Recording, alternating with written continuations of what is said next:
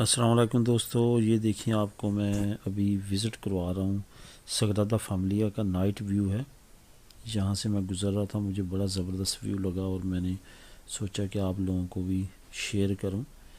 ये सगरादा फैमिलिया जैसे कि आपको पता है आइकॉन है बार्सिलोना का, और ये बार्सिलोना का तकरीबन सेंटर बनता है, जो मेन सिटी है उसका सेंटर एरिया है।